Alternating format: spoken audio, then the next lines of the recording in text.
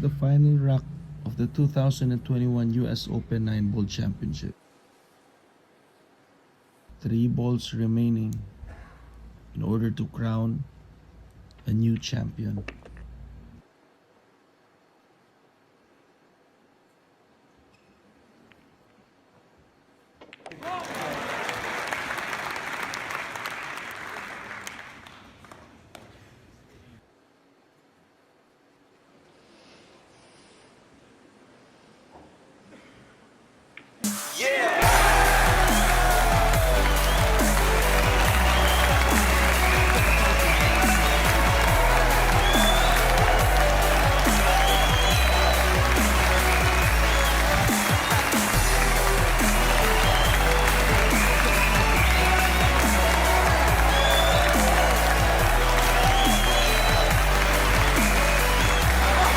This is the best time of my life.